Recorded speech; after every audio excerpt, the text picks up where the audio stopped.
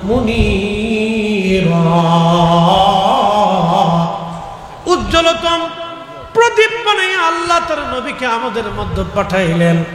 আহা, রহমতুল লিল আলামিন নবীজি 63 বছরের জীবনে মাত্র 23 বছর তিনি মানুষের মাঝে দাওয়াতের কাজ করেছেন। বাকি 40 বছর মক্কার অলি গলি দিয়ে তিনি ঘুরে বেরিয়েছেন, পাহাড়ে কাটিয়েছেন, সংসার করেছেন, বিয়ে শাদী করেছেন, বাচ্চা কাচ্চা হয়েছে। আহা, এমন একজন মহিয়সী নারীকে তিনি বিয়ে করেছিলেন, তার নাম হযরতে খাদিজাতুল কুবরা রাদিয়াল্লাহু আনহা। তিনার লকব ছিল তাহেরা তাইয়্যিবা। এর অর্থ ছিল তিনি কোনোদিন কোনো মূর্তির সামনে মাথা নত করেন নাই, তিনি কোনো প্রতিমার সামনে মাথা নত করেন নাই, কোনোদিন কোনো পাথরের সামনে তিনি মাথা নত করেন নাই। জাহিলিয়াতের হারামি, শারাবি, খারাবি, নাপাকি কোনোদিন তার ছোঁয়া তার গায়ে লাগে নাই। তিনি আমাদের মা হযরতে আম্মা জান খাদিজাতুল কুবরা। 40 বছর তিনি মক্কার অলিগলি দিয়ে কাটাইলেন, ছাগল চড়াইলেন, দুম্বা চড়াইলেন। আল্লাহ কোরআন নাজিল করলেন 40 বছর বয়সে। এই কোরআন শরীফ নাজিল করার পরে রহমতের নবী মানুষের দ্বারে দ্বারে কালেমার দাওয়াত দিয়েছেন, গোপনে দিয়েছেন, প্রকাশ্যে দিয়েছেন। তিনি কালেমার দাওয়াত দিলেন। সর্বপ্রথম আমার নবীর কালেমার দাওয়াত যিনি মেনে নিলেন তিনি আম্মা জান খাদিজা। এরপরে বালকদের মধ্যে যিনি কালেমার দাওয়াত মেনে নিলেন তিনি হযরত আলী কাররামাল্লাহু ওয়াজ। এই 3 জন কাবা শরীফে নামাজ পড়তেন। আম্মা জান খাদিজা, হযরত আলী এবং আমার নবীজি 3 জন কাবা শরীফে তারা নামাজ পড়তেন। এই 3 জন কাবাতে মাঝে মধ্যে যায় নামাজ পড়তেন। এই 3 জন ছাড়া ওই সময় কাবায় নামাজ পড়ার কেউ ছিল না। খুব মনোযোগ দিয়ে শুনে যাবেন। হযরত আলী রাদিয়াল্লাহু আনহুর বয়স তখন 10। তিনি 10 বছর বয়সে কালেমা পড়েছিলেন। হযরত আলীর শরীরের ভিতরে কোনো শারাবি, খারাবি, হারামি, নাপাকি কোনোদিনও তিনার শরীরে বাতাস পর্যন্ত লাগে নাই। তিনি কখনো মদ পান করেন নাই, তিনি কখনো নেশায় আসক্ত হন নাই। 10 বছর বয়সে কালেমা শরীফ পড়লেন তিনি, কোনো শারাবি খারাবি তার শরীরে লাগে নাই। খুব মনোযোগ দিবেন। তার সঙ্গে আমার নবীজি তার কন্যা ফাতেমাকে বিয়ে দিলেন। ফাতেমাকে বিয়েটা আল্লাহর আইনে হয়েছিল, নবীর ইচ্ছায় হয় নাই। সেই ইচ্ছাটা ছিল আমার আল্লাহর। খুব মনোযোগ দিবেন। হযরতে রাসূল করিম সাল্লাল্লাহু আলাইহি সাল্লামের ঘর ছিল খুবই দুর্বল, বাড়ির মধ্যে খাবার ছিল না। ফাতেমাকে সুন্দর কোনো পোশাক তিনি কিনে দিবেন নাই, নবী কিনে দিতে পারেন নাই। যদিও আল্লাহর পক্ষ থেকে আধ্যাত্মিক ক্ষমতা তার ছিল, কিন্তু কখনো দামি পোশাক ফাতেমারে দেন নাই। খাবারের অভাবে ফাতেমা রাদিয়াল্লাহু আনহা পুষ্টিহীন হয়ে গেলেন, হীন হলেন, দুর্বল হয়ে গেলেন। ঘরের মধ্যে খাবার থাকতো না। আম্মা জান খাদিজাতুল কুবরা ইন্তেকাল করার পরে হযরত ফাতেমা রাদিয়াল্লাহু আনহা নবীজির সঙ্গে মদিনায় চলে আসছে। ঘরের মধ্যে কিছুই ছিল না ফাতেমার। খোদায় খোদায় দিন চলে গেলেন। ও সাতকের মুসলমান মা বোনেরা, খুব মনোযোগ দিয়ে কথাগুলি শুনে যাবেন। হযরতে ফাতেমা রাদিয়াল্লাহু আনহার ঘরে তেমন কিছুই ছিল না। ওনার একটা বালিশ ছিল, এই বালিশটা খেজুর গাছের যে ছাল আছে, আপনারা জানবেন খেজুর গাছের ছাল, এই ছালগুলি আলাদা করে তিনি চামড়ার ভিতরে ঢুকাই দিয়ে সেলাই করে বালিশ বানিয়েছিলেন। উনি পুষ্টিহীন হয়ে গেলেন, খুবই ক্ষীণ হয়ে গেলেন। ফাতেমার 18 বছর বয়স। আল্লাহর নবী বিবাহের জন্য হযরত আলী রাদিয়াল্লাহু আনহুকে পছন্দ করলেন আল্লাহর ইচ্ছায়। পছন্দ হয়ে যাওয়ার পরে দিন তারিখ নির্দিষ্ট হলো। হযরত আলীকে ডেকে বলেন, আলী রে, বিবাহ করার মতো তোমার কি আছে? হযরত আলী রাদিয়াল্লাহু আনহু বলেন, ইয়া রাসূলুল্লাহ, আমার তো কোনো সম্পদ নাই, আমার ঘরে খাট নাই, পালং নাই, বিছানাপত্র কিছুই নাই। ইয়া রাসূলুল্লাহ, আমার একটা ঢাল আছে, একটা তলোয়ার আছে, আর একটা গায়ের বর্ম আছে, লোহার পোশাক, যেটা গায়ে দিয়ে আমি যুদ্ধের ময়দানে যাই। আল্লাহর নবী বলেন, আলী, যুদ্ধের জন্য তলোয়ার দরকার, ঢালেরও দরকার, কিন্তু আপাতত বর্মটা তুমি বিক্রি করতে পারো। হযরত আলী রাদিয়াল্লাহু আনহু বর্মটা বিক্রি করার জন্য গেলেন। লোহার পোশাক বিক্রি করে দিবেন তিনি, কিন্তু লোকেরা দাম চায়, দাম বলে মাত্র 3 দিরহাম। হযরত উসমান রাদিয়াল্লাহু আনহু দেখলেন, আলী রে তোমার বর্মের দাম কত? বলে লোকেরা 3 দিরহাম দেয়, বাকি দিরহাম দেয় না। আমি 3 দিরহাম দিয়ে ফাতেমারে কেমনে বিয়ে করব? কি করে সদাইপাতি করব? দেনমোহর আমি দেব বলেন। হযরত উসমান গনি রাদিয়াল্লাহু তাআলা আনহু তিনাকে প্রায় 280 দিরহাম দিয়ে তিনি বর্মটা কিনে নিলেন। একবার জোরে বলা যাবে কি মারহাবা? একসাথে বলেন আল্লাহু আকবার। আমরা বিবাহকে কঠিন করে ফেলেছি, বিয়ে শাদীকে কঠিন করে ফেলেছি, বিয়েটাকে সহজ করে দিতে হবে। হযরত উসমান গনি রাদিয়াল্লাহু আনহু কিনলেন, হযরত আলী বিক্রি করে চলে যায়। উসমান রাদিয়াল্লাহু আনহু ডাক দিয়ে বলেন, আলী রে দাঁড়াও, এই বর্মটা তোমাকে আবার আমি হাদিয়া দিয়ে দিলাম, কারণ যুদ্ধের ময়দানে বর্মের দরকার আছে। হযরত আলী বর্মটাও নিয়ে আসলেন, টাকাও নিয়ে আসলেন। কিছু টাকা দিয়ে দেনমোহর ধার্য করা হলো, কিছু অর্থ দিয়ে সুগন্ধি এবং বিবাহের সামানা কেনা হলো। হযরত ফাতেমার সঙ্গে আলীর বিয়ে হলো। আলীর ঘরে ফাতেমা গেলেন। তোশক ছিল না, বালিশ ছিল না, একটা মাত্র কম্বল। গায়ে লাগাইলে মাথা ঢাকে না, মাথা ঢাকলে পা ঢাকে না, পা ঢাকলে মাথা ঢাকে না। কোন রকম হযরত ফাতেমা রাদিয়াল্লাহু আনহার সংসার। উনি খেজুরের ওই ছাল দিয়ে তিনি সেই দিন বালিশ বানিয়েছিলেন। আমাদের বালিশ কত দামি, কত সুন্দর, কিন্তু হযরত ফাতেমার বালিশ ছিল খেজুরের ছাল দিয়ে বানানো, চামড়া দিয়ে বানানো ছিল সেই বালিশ।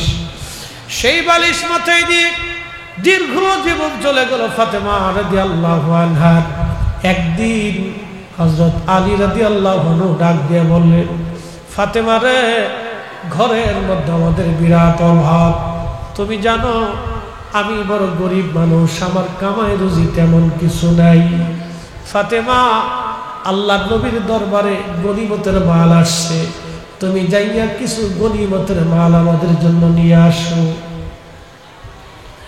হযরত ফাতেমা সন্ধ্যা রাত্রিবেলা আল্লাহর হাবিবের হুজরা শরীফে গেলেন, ঘরের দরজার মধ্যে টোকা লাগাইলেন। হযরত উম্মে আইমান রাদিয়াল্লাহু আনহা ঘরের মধ্যে ছিলেন। আল্লাহর নবী উম্মে আইমানকে ডেকে বলতেছে, উম্মে আইমান শোনো, ঘরের দরজায় যে টোকা লাগাইতেছে, টোকার আওয়াজে মনে হয় এটা আমার ফাতেমার হাত। দরজা খোলো। এই রাত্রিবেলা ফাতেমা কেন আসলো? কারণ কি, কি জন্য আমার ফাতেমা আসছে? তাড়াতাড়ি দরজা খোলো। দরজা খুলে দেওয়ার পরে ফাতেমা ঢুকলেন। আল্লাহর নবী তার বিছানায় বসাইলেন। কি হয়েছে ফাতেমা? বলো গো মা, কি জন্য তুমি আসছো? ফাতেমা কেঁদে দিয়ে বলেন, আব্বাজান, আপনি আমারে গরিব ঘরে আলীর ঘরে বিয়ে দিয়েছে।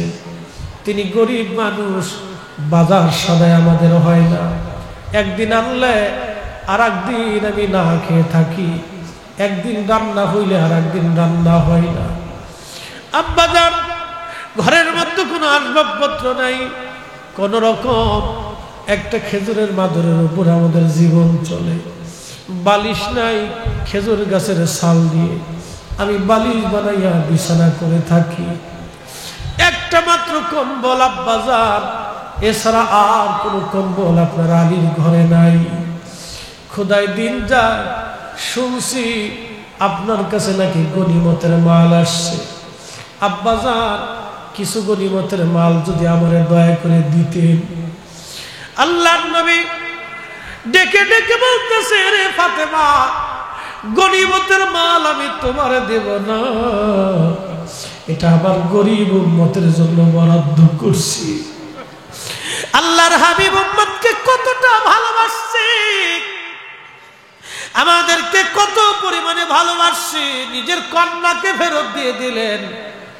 মেয়েটা ক্ষুধার্ত, চেহারার দিকে তাকানো যায় না। নবীজির কষ্ট হচ্ছিল, ডাক দেয়া বলতেছে, ফাতেমা রে, তোমারে গরিবতের মাল দেব না, আমি আমার গরিব উম্মতের জন্য বরাদ্দ করছি, এটা আমার গরিব উম্মতের জন্য বরাদ্দ রে ফাতেমা। একটা কথা মনে রাখবেন, আল্লাহ নবী বলছেন শাসক গোষ্ঠীরা যদি সরকারি মাল নিজেদের ভোগ করে খায় তাহলে বুঝবা কিয়ামতের আলামত, দুনিয়ার চাইতে কবর ভালো হবে। আর শাসক গোষ্ঠী যদি আমানতের সাথে তোমাদের সম্পদগুলি জনগণের মধ্যে বন্টন করে তাহলে বুঝবা কবরের চাইতে দুনিয়া ভালো হবে। শতকের মুসলমান কি কঠিন শোষণ বন্টন, সেই দিন মেয়েটাকে ফেরত দিয়ে দিলেন। মা তুমি চলে যাও ফাতেমা, গনিমতের মালের একটা অংশ তোমাকে দেওয়া হবে না, এটা আমার গরিব উম্মতের জন্য বরাদ্দ। আমরা যে তার আদরের উম্মত কয়দিন কেন্দেছি, আল্লাহর নবীর আদরের উম্মত আমরা কিছুই করতে পারি নাই। আহা সেই দিন গরিব উম্মতকে নবীজি ভুলেন নাই। যারা গরিব আছেন চিন্তার কারণ নাই, পেরেশানি নিবেন না। আমার নবীকে গরিবরা আগে ভালোবাসছে, গরিবরা ভালোবেসে যাবে, গরিবরা আমার নবীর সঙ্গে জান্নাতে হাসতে হাসতে চলে যাবে। একবার জোরে বলা যাবে আল্লাহু আকবার। গরিবরা আগে হাসতে হাসতে জান্নাতে চলে যাবে আমার নবীর সঙ্গে। ফাতেমা মনটা বেজার করে চলে গেলেন, কিন্তু আলহামদুলিল্লাহ বললেন, এতটা মন খারাপ করেন নাই। কিন্তু আল্লাহর নবীর ঘুম আসতেছিল না, সারা রাত্র নবীজি ঘুমাইতে পারতেছিলেন না। একবার ডান দিকে মুসুর দেন, আবার বাম দিকে মুসুর দেন। আম্মা জান খাদিজার তিরদারির পরে আমার নবীকে আগলে রেখেছিলেন হযরত ফাতেমা রাদিয়াল্লাহু আনহা।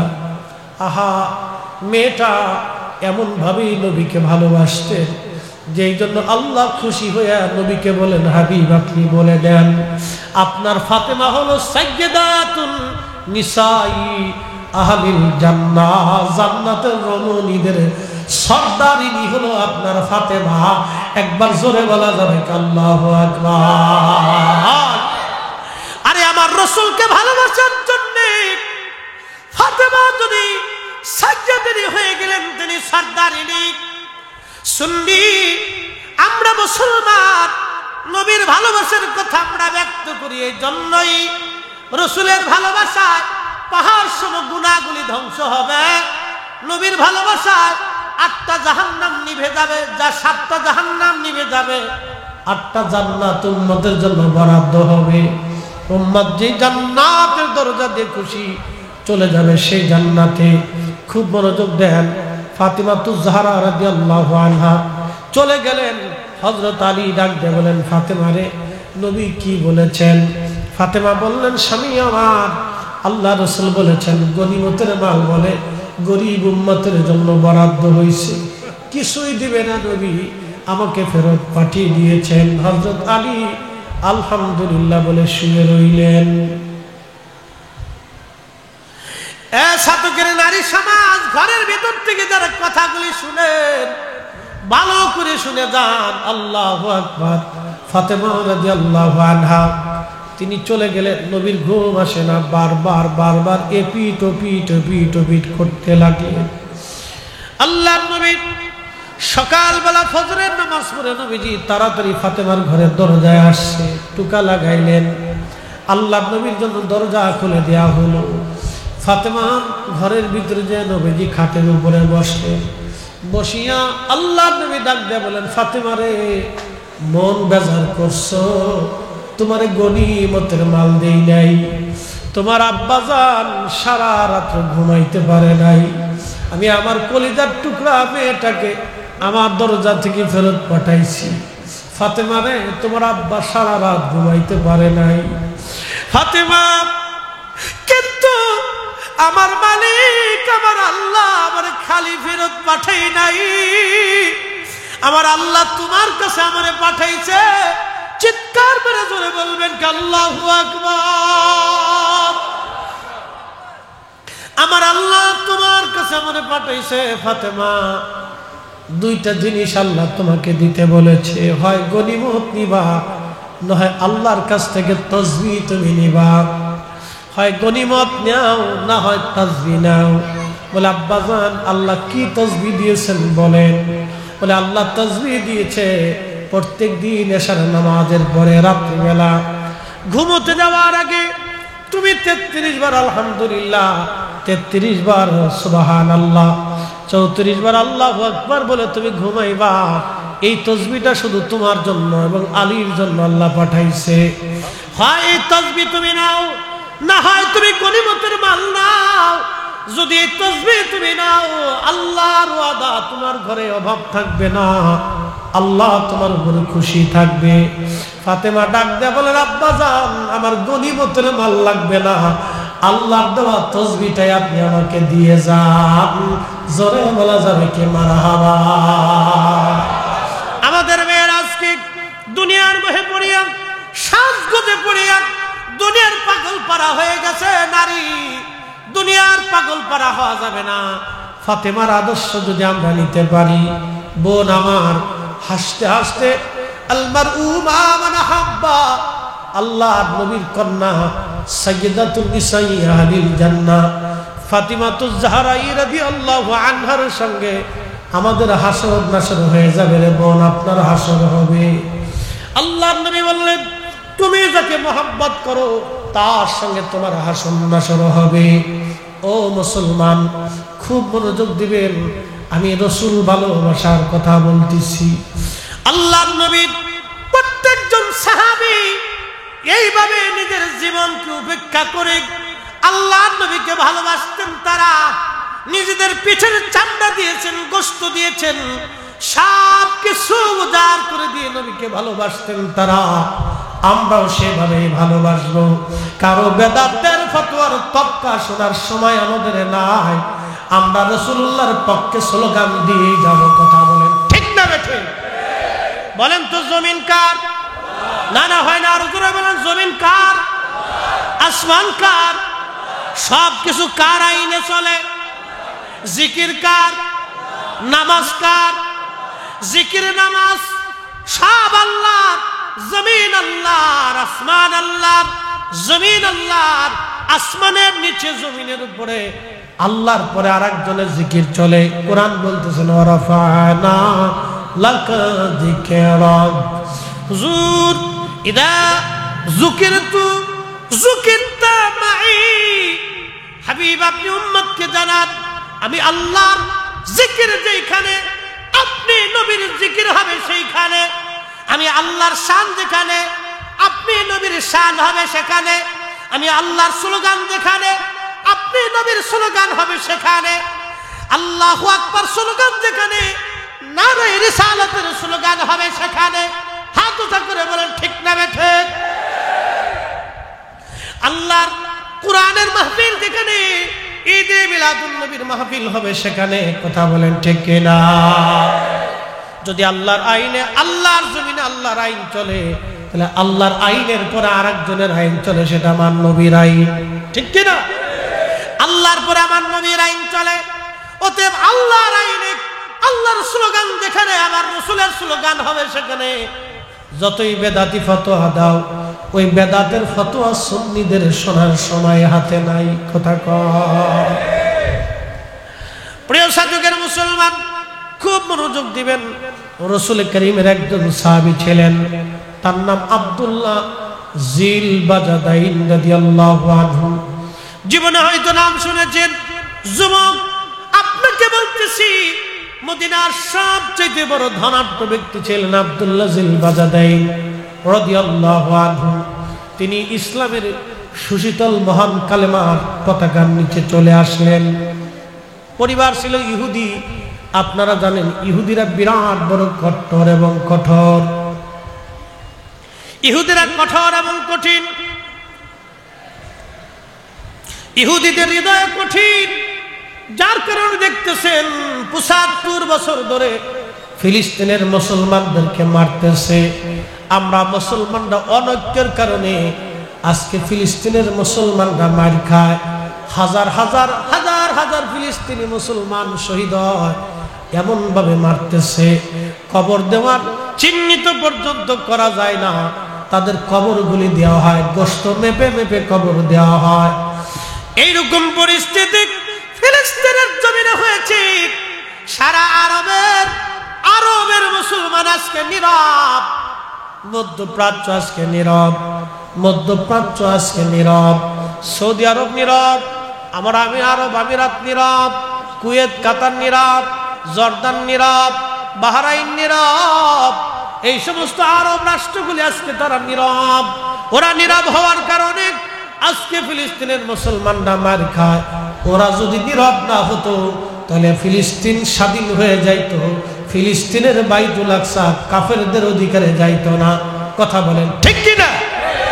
কিন্তু ইতিহাস শুনে যান, আজকে এই ফিলিস্তিনিদেরকে একসময় কে রক্ষা করেছিল? কার হাতে এই ফিলিস্তিনের বিজয় হয়েছিল? আজকে ইতিহাস শুনে যান, ক্রুসেডাররা ফিলিস্তিনের বাইতুল আকসা দখল করে নিল। এই বাইতুল আকসার যে অঞ্চল, যেটা বর্তমানে গাজা, এটার নাম কিন্তু গাজা ছিল না, এটার নাম ছিল আসকালান। এটার নাম ছিল আসকালান। এই আসকালানে খ্রিস্টানেরা দখল করে নিয়ে বাইতুল আকসাতে 1 লক্ষ মুসলমানকে তারা জবাই করলো, 1 লক্ষ মুসলমানের জীবন কেড়ে নিল। ইতিহাস সাক্ষী, হাঁটু পর্যন্ত রক্তে সারা বাইতুল আকসা ডুবে গেল। এত পরিমাণে রক্ত জমা হয়ে গেল। আহা, কল্পনা কষ্ট হচ্ছে আপনাদের? হ্যাঁ, আমার দিকে তাকান, একসাথে বলেন তো আল্লাহু আকবার। আমাদের ইতিহাস জানার দরকার, কথা বলেন ঠিক কিনা? চলবে আর একটু, আধা ঘন্টা 20 মিনিট চলবে? হ্যাঁ চলবে, চলবে।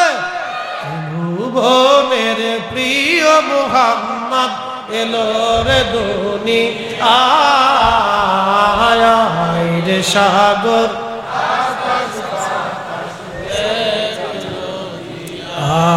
আয় রে সাগর আকাশ বাতাস,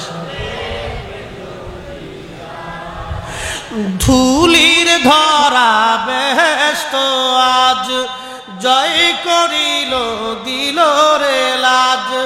আজকে খুশির ঢল নেমেছে ধূসর সাহারায়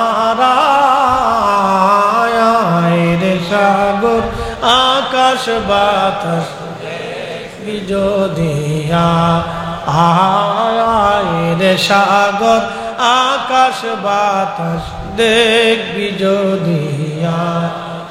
বন্ধুগণ আমার, ফিলিস্তিন দখল করে নিয়ে গেল ক্রুসেডাররা, লক্ষ লক্ষ খ্রিস্টান সৈন্যরা ফিলিস্তিন দখল করে নিয়ে গেল। দখল করার 200 বছর পরে ফিলিস্তিনিদের উদ্ধার করার জন্য সুলতান গাজী সালাউদ্দিন আইয়ুবী রহমাতুল্লাহর নেতৃত্বে বিরাট একটা সৈন্যবাহিনী বাইতুল আকসা অবরোধ করে তারা দখল করলো। সুলতান গাজী সালাউদ্দিন আইয়ুবী, আমার দিকে তাকান, তিনি কে? কাট্টা সুন্নি একজন মুসলমান।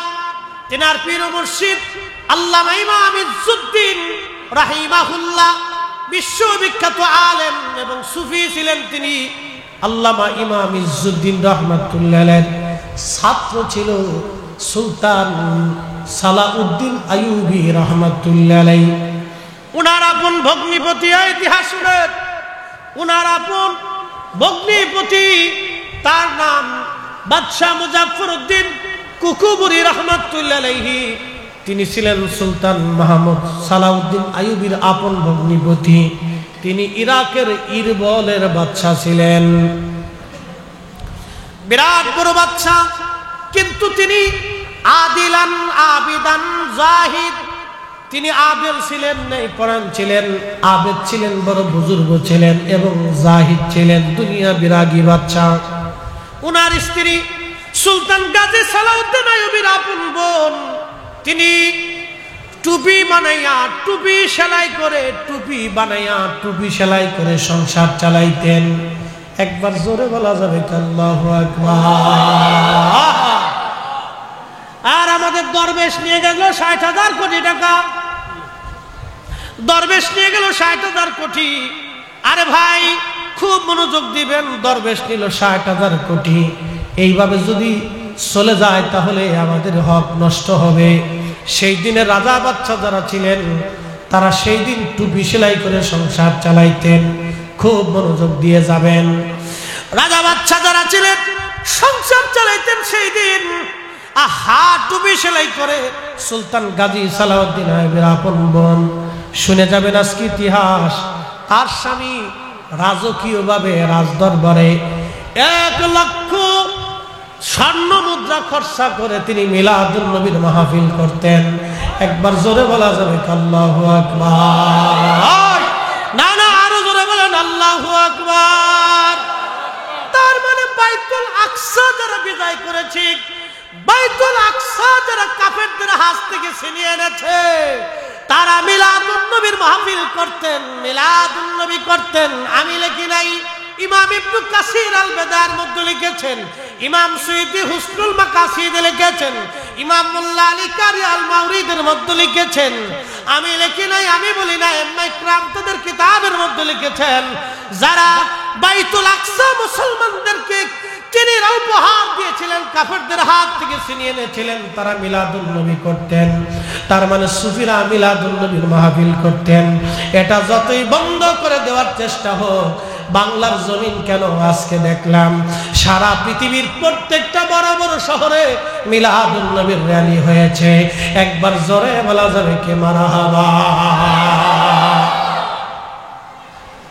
ইতিহাস শোনেন, ইতিহাস শুনে যান, এগুলো আমাদের জানার দরকার।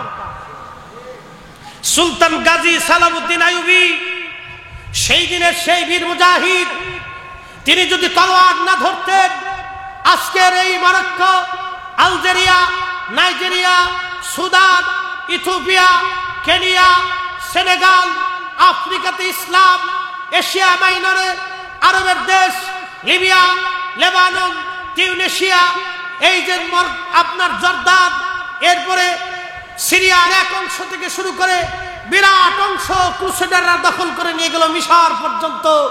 সেই দিন সুলতান গাজী সালাউদ্দিন আইয়ুবী লড়াই করে করে করে করে করে করে কাফিরদের হাত থেকে মুসলিম দেশগুলি পুনরুদ্ধার করে বাইতুল আকসা বিজয় করেছিলেন। তিনি সেই আবিদ জাহিদ, তার বোন টুপি সেলাই করে সংসার চালাইতো।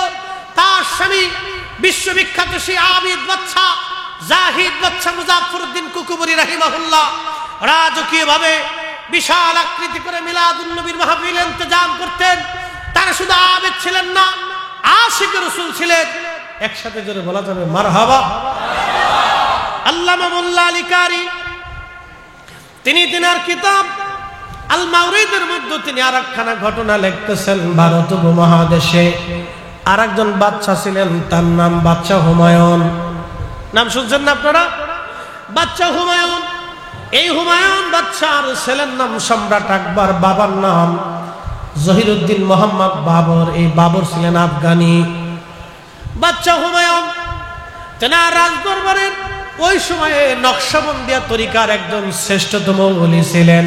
এই আমার দিকে তাকান, রামপুর দরবার, নকশবন্দিয়া সিলসিলা, আরো প্রত্যেকটা ওলিরা কেউ নকশবন্দিয়া, কেউ মুজাদ্দেদিয়া, কেউ কাদেরিয়া, কেউ চিশতিয়া, কেউ আবার চারু তরিকার সবক আছে। বন্ধু, নকশবন্দিয়ার উজ্জ্বল নক্ষত্র ছিলেন আল্লাহু আকবার সেই জমানার অনেক বড় আলেম খাজা মাহমুদ বাহাদাবানি নকশবন্দি রহমাতুল্লাহ আলাইহি। খাজা মাহমুদ বাহাদাবানি নকশবন্দি।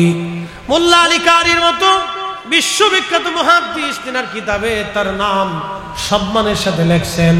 ওই জামানার আরিফ বিল্লাহ অর্থাৎ আল্লাহর পাগল ছিলেন, অনেক বড় আল্লাহর ওলি খাজা মাহমুদ বাহাদাবানি নকশবন্দি রহমাতুল্লাহ আলাইহি। তিনি নকশবন্দি তরিকার ওই সময়কার বিরাট বড় আল্লাহ ওয়ালা। তিনি আসলেন ভারতের দিল্লিতে। বাদশা হুমায়ুন তখন তিনার প্রধান উজির বৈরাম বেগকে বললেন, বৈরাম আপনি একটু যান, হুজুরকে আমার রাজ দরবারে দাওয়াত করে এনে দোয়া করাইতে হবে। বৈরাম গিয়ে বললেন, হুজুর আল্লাহর ওলি আপনাকে দাওয়াত করেছেন বাদশা হুমায়ুন রাজ দরবারে, আপনি একটু দাওয়াত কবুল করে নেন। এবং দাওয়াত কবুল করে নিয়ে আপনি রাজ দরবারে দোয়া করে আসেন।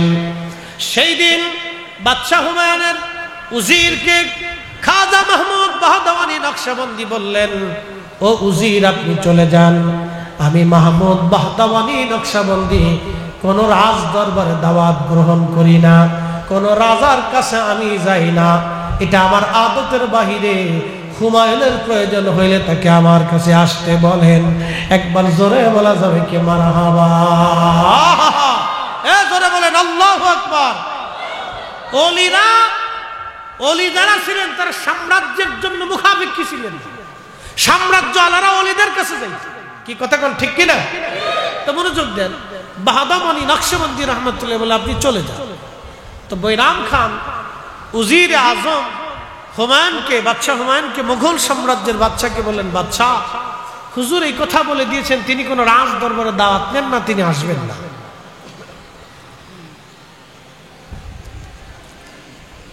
এই কথা বলার পরে বাদশাহ হুমায়ুন বেজার হন নাই, তিনি আল্লাহর ওলিরে খেপাইতে চান নাই। দেখেন তেনারা জানেন সিংহের লেজে পাড়া দিলে বিপদ আছে। কথা কোন ঠিক কিনা? সিংহের লেজে পাড়া দিলে কি আছে? বিপদ আছে। ওলিরে খেপান নাই, বরং তিনি উজিরকে বললেন, উজির তিনি তো আল্লাহর মহান ওলি, তিনি আমাকে ধমক দিতে পারেন, কিন্তু হুজুরকে যে কোনো মূল্যে আমার রাজ দরবারে এনে একটু দোয়া করাইতে হবে বরকতের জন্য। আপনি বলেন কোন মাধ্যমে কি করলে হুজুর খুশি হয়ে রাজ দরবারে আসবে, হুজুরকে রাজি করেন।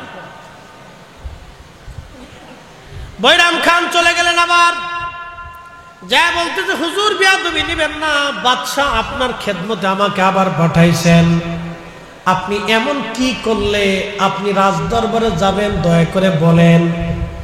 তারপর আপনি যাইয়া একটু দোয়ায় যাবেন বরকতের আশায়। বাদশাহ হুমায়ুন আপনাকে দাওয়াত করতেছে। তখন আল্লামা মোল্লা আলী কারি মক্কি লিখতেছেন আল মাউরিদের মধ্যে, ঠিক সেই সময় আল্লাহর ওলি ডাক দিয়ে বলেন, বৈরাম তোমার বাদশাকে যা বলো যদি রাজ দরবারে মিলাদ শরীফের ইন্তজাম করে। আল্লাহু আকবার। না না না না, হয় না হয় না, আরো জোরে জোরে জোরে জোরে। কি শরীফ? মিলাদ শরীফের ইন্তজাম করে। তাহলে আমি আসবো, কিন্তু বাদশার জন্য না, মিলাদের সম্মান। জোরে জোরে জোরে জোরে জোরে জোরে। ওই জমানার আজ থেকে 500 বছর আগের কথা।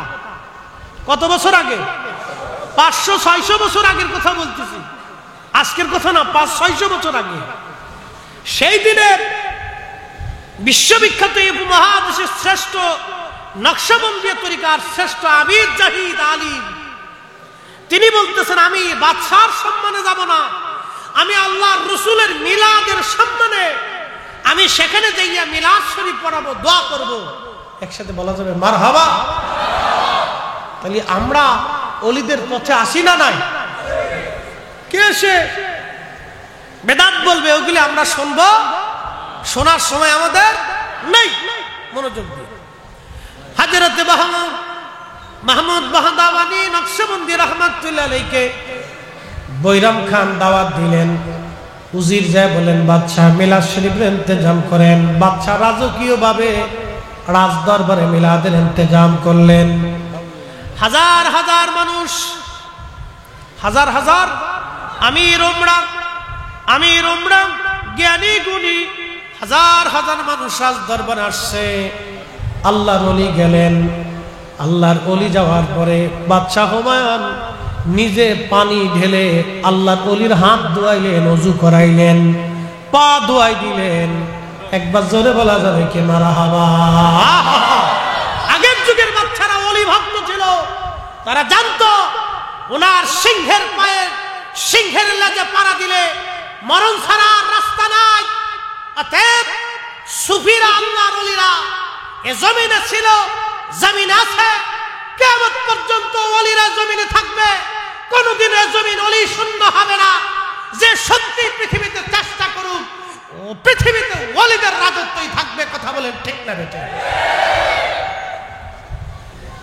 প্রিয় মুসলমান, এটা আমার বাক্য না, ইমাম সুয়ুতি রাহিমাহুল্লাহ ব্যাপারে একটা কিতাব লিখছেন। আল্লাহ রসুল, আল্লাহ ওয়াদা করেছেন পৃথিবীতে কখনো ওলি শূন্য থাকবে না। কোথাও না কোথাও আল্লাহ তার অলিকে নিযুক্ত রাখবে। অতএব যে যতই চেষ্টা করুক ও কাজ হবে না। এ জমিন অলিদের, এটা থাকবেই, যে কোনো মূল্যে থাকবে, যে কোনো ভাবে থাকবে। যদি কোনো এক জনপদ আল্লাহর ধ্বংস করে দিতে হয় তাও দেবে, যদি ভূমিকম্প দিয়ে মাটির নিচে নিয়ে নিতে হয় তাও নেবে, যদি সাগরকে উদ্বেলিত করিয়া হলেও মেরে দিয়ে ভাসিয়ে দিয়ে হলেও তাও নিয়ে রাখবে, যদি আল্লাহর প্রয়োজন পড়ে জনপদে আগুন ধরিয়ে পুড়িয়ে দিয়ে হলেও আল্লাহ তার ওলির ইজ্জতকে রক্ষা করবে। এই কথাটা সারা জীবন মনে রাখবেন। যদি আকাশের পানি দিয়ে জমিনের বন্যা দিয়ে হলো মানুষ মিসমার করে দিয়ে হলো আল্লাহ তার ওলিদের সম্মানকে রক্ষা করবে। এটা আল্লাহ পাকের ওয়াদা, কখনোই নষ্ট হবে না, কখনোই হয়েছিল না, আগামীতেও হবে না। যারা স্বপ্ন দেখেন শুধু স্বপ্ন দেখেই যাবেন, কিন্তু কাজে পরিণত হবে না। জমিন ওলিদের, আল্লাহর আইন অনুযায়ী জমিন চলে। আর শোনেন, প্রত্যেক অঞ্চলে আল্লাহ তার কুতুব নিযুক্ত করেছেন, আবদাল নিযুক্ত করেছেন, মুজাদ্দিদ নিযুক্ত করেছেন, ওলি নিযুক্ত করেছেন। এই সমস্ত কুতুব আবদালরা, ওলিরা তারা সবসময় আল্লাহর জিকিরে ফিকিরে আল্লাহর ইবাদতে থাকে। কিছু আল্লাহর মজ্জুব আছে, আল্লাহর পাগল দুনিয়াতে আছে, দুনিয়া বিরাগী হয়ে আল্লাহকে পাওয়ার জন্য দিনহীন হয়ে দুনিয়ার রাজত্ব, দুনিয়ার সুখ, দুনিয়ার সমাজ, দুনিয়ার দেশ, দুনিয়ার খাদ্য, দুনিয়ার সম্মানকে জলাঞ্জলি দিয়ে তারা আল্লাহকে খুশি করার জন্য প্রতিনিয়ত হর হামেশা আল্লাহর জিকির ইবাদতে মশগুল থাকে। শোনেন, এটা কখনো শূন্য হবে না। জমিনে ওলি থাকবেই, না থাকলে কিয়ামত হয়ে যাবে। আল্লাহর আসমানে বৃষ্টি বন্ধ হবে, জমিনে শস্য বন্ধ হবে, অগ্নিগিরি উৎপাদিত হবে, অগ্নিগিরি আগুন বের হয়ে আসতে থাকবে, নানান মুসিবত পৃথিবীতে চেপে আসতে থাকবে। এজন্য ওলি ছিল, ওলি আছে, কিয়ামত পর্যন্ত ওলি থাকবে, এটা কখনো বন্ধ হবে না। মোহতারাম সুলতান বাদশাহ হুমায়ুন সেই দিন হুজুরকে নিয়ে নিজে হাত ধোয়াইলেন, পা ধোয়াইলেন, ওযু করাইলেন, সম্মানের সাথে বসাইলেন। রাজকীয় ভাবে পবিত্র মিলাদুন নবী সাল্লাল্লাহু আলাইহি সাল্লামের মাহফিল কায়েম হলো।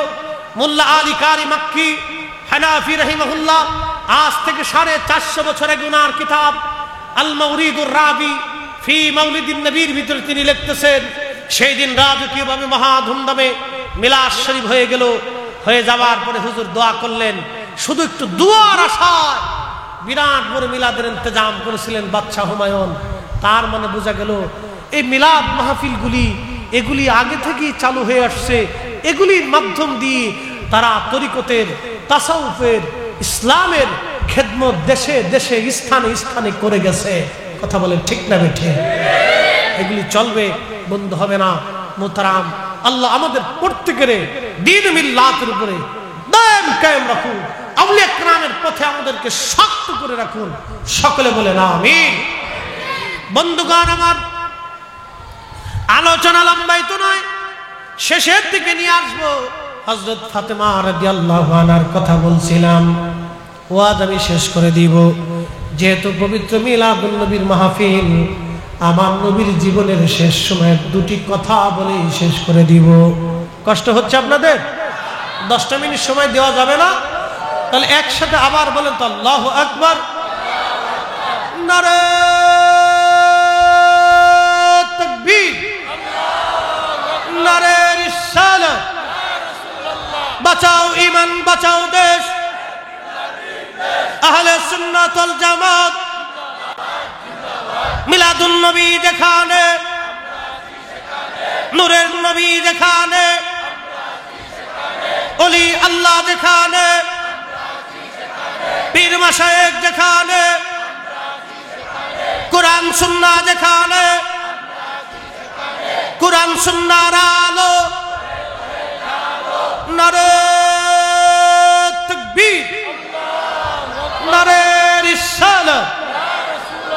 একটু জিকির করে লা ইলাহা ইল্লাল্লাহ, লা ইলাহা ইল্লাল্লাহ, লা ইলাহা ইল্লাল্লাহ, লা ইলাহা ইল্লাল্লাহ, লা ইলাহা ইল্লাল্লাহ। আসিয়া বলে আল্লাহ আল্লাহ, ফেরাউন দিছে দিছে কত জ্বালা।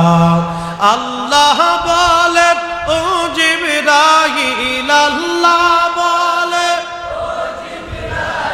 খুলো হে জান্নাতের তালা, লা ইলাহা ইল্লাল্লাহ, ও লা ইলাহা ইল্লাল্লাহ, লা ইলাহা ইল্লাল্লাহ মুহাম্মাদুর রাসূলুল্লাহ সাল্লাল্লাহু আলাইহি ওয়াসাল্লাম।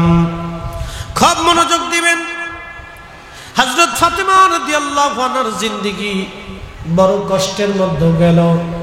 আল্লাহর নবী অসুস্থ হয়ে গেলেন, ইন্তেকাল হয়ে যাবেন। 12 তারিখ সোমবারে নবীজি দুনিয়াতে আসছেন।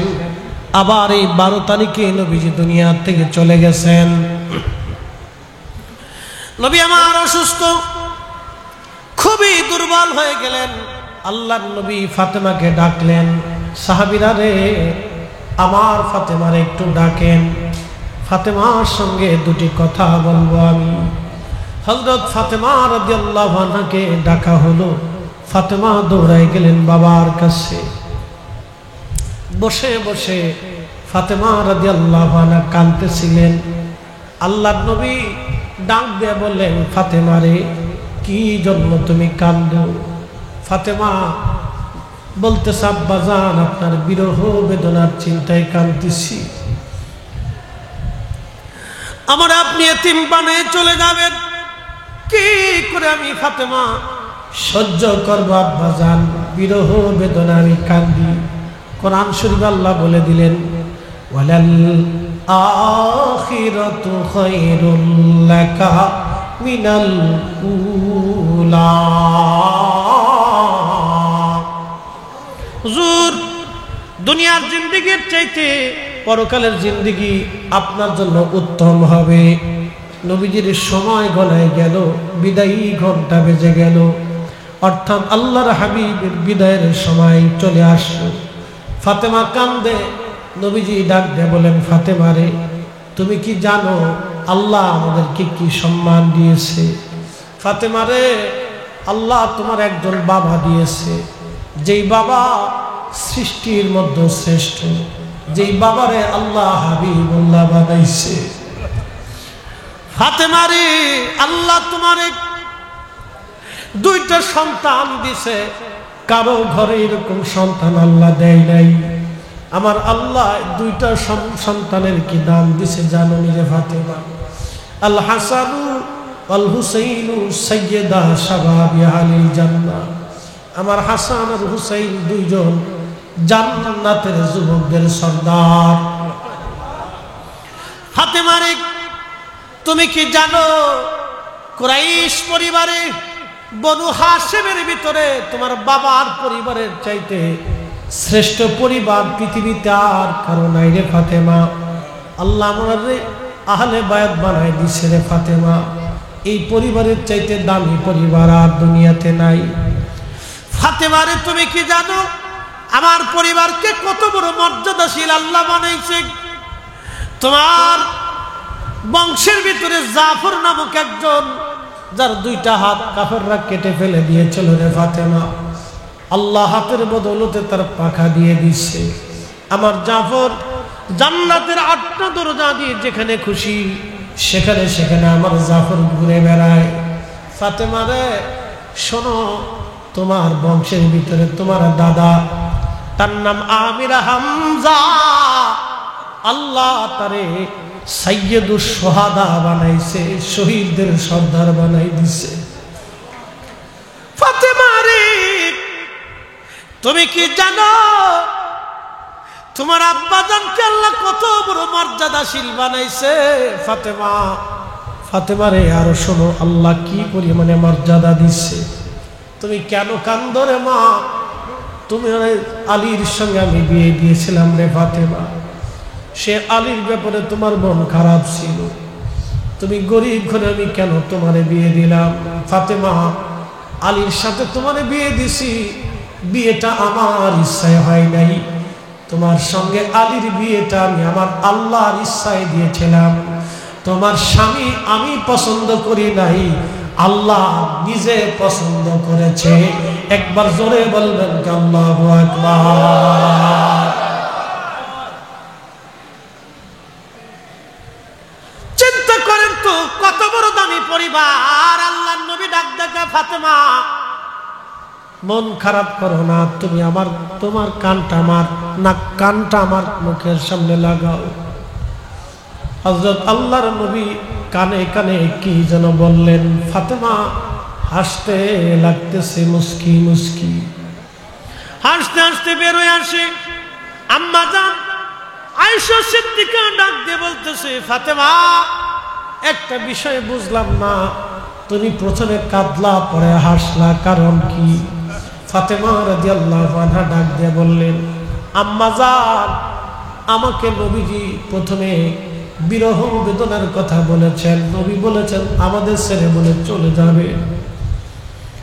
বাবার বিরহে আমি কাঁদতেছিলাম, কিন্তু আমার নবী আমার আরেকটা সুসংবাদ দিয়েছেন কানে কানে। বলে কি সংবাদ? ফাতেমারে বলো। আল্লাহর নবী বলছেন, ফাতেমা আমার ইন্তেকালের পরে আমার পরিবারের মধ্যে তুমি প্রথম মারা যাবা, আর একসঙ্গে আমরা দুই মা এবং বাপ বেটি একসঙ্গে জান্নাতুল ফেরদাউসে আমরা একসাথেই থাকব। আমার আব্বা আমাকে সুসংবাদ দিয়েছেন, এই জন্য আমি খুশিতে মাতোয়ারা হয়ে হাসতেছি। একবার জোরে বলা যাবে কি ইয়া রাসূলুল্লাহ। শ্রেষ্ঠ নবী দিলাম রে তরিয়ে নিতে রোজা হাসরে, ঠিক কিনা? শ্রেষ্ঠ নবী দিলাম রে তরিয়ে নিতে রোজা হাসরে, পথ না ভুলি তাই তো দিলে পাক কোরআনের বাণী, খুদা তোমার মেঘের বাণী, খুদা তোমার মেঘের বাণী। সুন্দর ফুল সুন্দর ফল মিঠা নদীর পানি, খুদা তোমার মেঘের বাণী। ওয়াজ শেষ। শুনিয়া যান, জিব্রাইল 3 দিন পর্যন্ত নবীজির কদমে আসলেন, খোঁজ খবর নিলেন। চতুর্থ দিন জিব্রাইল আর আজরাইল আলাইহিস সালাম একজন একসাথে আসছে। যদি কোনোদিন মদিনাতে যান, এখনো সেই বামে জিব্রাইল বাম পাশে আছে, আমাদের কেবলামুখী বাম পাশে বাবে জিব্রাইল এখনো আছে। যেই দরজা দিয়ে জিব্রাইল আসছে, বাবে জিব্রাইল দিয়ে জিব্রাইল আর আমিন আমার নবীজি ঢুকলেন, আজরাইল দুইজনে ঢুকলেন, সালাম দিলেন। নবীজি ডাক দিলেন, জিব্রাইল আপনার সঙ্গে উনি কে? বলে ইয়া রাসূলুল্লাহ, উনি সেই ব্যক্তি যে মায়ের কোল থেকে সন্তান ছিনাইয়া নেয়। উনি সেই ব্যক্তি বাবার কোল থেকে সন্তান কেড়ে নিয়ে যায়। হুজুর, উনি সেই ব্যক্তি সন্তানের কোল থেকে বাবারে নিয়ে চলে যায়। উনি সেই ব্যক্তি সন্তানদেরকে এতিম বানায়। উনি সেই ব্যক্তি যিনি ডাক্তারের সামনে থেকে রোগী নিয়ে চলে যায়। উনি সেই ব্যক্তি মালাকুল মউত। কোরআন আল্লাহ বলছেন, ফাইন্নাহু মুলাকিকু, এই ব্যক্তির সঙ্গে সৃষ্টির সবার মোলাকাত হবে, সব মানুষের মোলাকাত হবে। হুজুর, আমার সঙ্গে আজকে তিনারে আল্লাহ পাঠায় দিয়েছে। জিব্রাইল ডেকে বলেন, হুজুর, জীবনে কোনদিন আর বুঝি এই দরজা দিয়ে ঘরে আর আসা হবে না। হুজুর, 1,24,000 নবী রাসূলের কাছে আমি ওহী নিয়ে আসছিলাম, আপনি নবীর কাছে আমি 22,000 বার আসছি, আর কোনদিন আপনি নবীর কাছে আমার আর আসা হবে না। ইয়া রাসূলুল্লাহ, আজকে থেকে আপনার কাছ থেকে চিরদিনের জন্য আমি বিদায় নিয়ে চলে যাব। হুজুর কোনদিন ওহী নিয়ে আর আসার বুঝি সুযোগ আজ আর আমার আর হবে না। জিব্রাইল সাহাবীরা হুজরা শরীফের বাহিরে মসজিদে নববী রিয়াজুল জান্নাহ, নবীজির মিম্বার শরীফ থেকে রিয়াজুল জান্নাহ, এখানে সাহাবীরা বসে আছে, চোখ টলমল প্রত্যেকজন সাহাবী। কোন কোন সাহাবী বসে বসে কাঁদতেছে। কি সংবাদ আসে আজ? আল্লাহর নবী নাকি আমাদের মাঝে বেশি অসুস্থ হয়ে গেছে। হযরত আবু বকর, ওমর, উসমান, আলী, তালহা, জুবাইর, বেলাল রাদিয়াল্লাহু আনহু পাগলপাড়া। কি সংবাদ আসে আজকে? সাহাবীরা পাগলপাড়া। আম্মা জানরা বলতেছিলেন, আমরা পাশের ঘরে সবাই মিলে কাপড় মোড়া দিয়ে, চাদর টেনে মোড়া দিয়ে বসে আছি, কি সংবাদ আমাদের মাঝে আসে? রাসূল কি দুনিয়াতে থাকবে নাকি না চলে যাবে? উম্মতের কঠিন দিন আসবে নাকি? রহমতের নবী আমাদের মাঝ থেকে বিদায় হবে নাকি চলে যাবে নাকি? খুব চিন্তিত আমরা। যদি রাসূল না থাকে রে, বেঁচে থাকবো কার জন্য? যদি রাসূল না থাকে কি ফায়দা হবে দুনিয়াতে? সবাই চিন্তায় পেরেশান। এমন সময় আজরাইল ডাক দিয়ে বলেন, ইয়া রাসূলুল্লাহ, আল্লাহ পাক আমার হুকুম করছেন আপনার দরবারে পেশ করার জন্য। আপনি যদি অনুমতি দেন, জান কবজ করে আপনাকে নিয়ে যাব। আর অনুমতি যদি না দেন, আপনাকে রেখে চলে যাব। যতদিন মন চায় আপনি ততদিন দুনিয়াতে উম্মতের মাঝে থাকবেন। আল্লাহর নবী জিব্রাইল আলাইহিস সালামের দিকে তাকায় বললেন, জিব্রাইল, হুকুম কি আল্লাহর এইরকম? জিব্রাইল ডাক দিয়ে বলেন, হ্যাঁ ইয়া রাসূলুল্লাহ, আল্লাহ আজরাইলকে পাঠাইছে আপনাকে নিয়ে চলে যাওয়ার জন্য। হুকুম দিছে, আপনি এজাজত দিলে আপনাকে নিয়ে যাওয়া হবে। আর এজাজত যদি না দেন, আপনাকে রেখে চলে যাওয়া হবে। হুজুর, তবে আমার মালিক আমার আল্লাহ আপনার দিদারে আগ্রহী হয়ে আছে। আপনার দিদারে আল্লাহ আগ্রহী হয়ে আছে। আপনার দিদারে আল্লাহ আগ্রহী হয়ে আছে। আল্লাহর নবী ডাক দিয়ে বলতেছে, আজরাইল, আমার মাশউক আমার আল্লাহ আমার দিদারে আগ্রহী। আজরাইল, আর দেরি কইরো না, এবার আমাকে নিয়ে চলো, আর আমি থাকবো না। আজরাইল বক্ষ মোবারকে হাত দিলেন। নবীজি ডেকে বলেন, আজরাইল, আমার কষ্ট হয়। আজরাইল বলতেছে, আল্লাহর কসম করে বলি ইয়া রাসূলুল্লাহ, সৃষ্টির মধ্যে আপনার জান কবজের ব্যাপারে আল্লাহ আমাকে সতর্ক করে দিয়েছে। যদি আপনি নবীর কষ্ট হয়, যদি আপনি নবীকে আমি ব্যথা দেই, কষ্ট দেই, আমি যদি আমার সীমানার বাহিরে চলে যাই, আল্লাহ আমাকে জ্বালিয়ে পুড়িয়ে শেষ করে দেবে। রব্বে কারীম আমারে সতর্ক করে দিয়েছেন, আপনার জান কবজের ব্যাপারে এত সতর্ক করলেন আল্লাহ। যদি আমার বিয়াদবি হয়ে যায়, সর্বনাশ হয়ে যাবে আমার। হুজুর, আপনার আগে এবং পরে আপনার মতো কারো সঙ্গে আর এরকম আচরণ করা হবে না। কারো কাছ থেকে এজাজত নেওয়া হবে না, অনুমতি নেওয়া হবে না। ইয়া রাসূলুল্লাহ, একটু কষ্ট হবে, ধৈর্য ধরেন। আপনার চাইতে এত আসানে কাউকে নেওয়া হয় নাই, আর কাউকে আল্লাহর দরবারে নেওয়া হবে না। তখন আমার নবী ডাক দিলেন, আজরাইল, তোমার কথাটা বলে দিয়ে যাই, আমার উম্মতের কষ্ট দিও না। আমার উম্মতের কষ্ট দিও না। আমরা সেই নবীর উম্মত, ইন্তেকালের সময় যে নবী আমাদেরকে ভুলে নাই, আমরা জীবন চলে যাবে, নবী ভুলতে পারবো না। হাত উঁচা করে বলেন, ঠিক না বেঠে?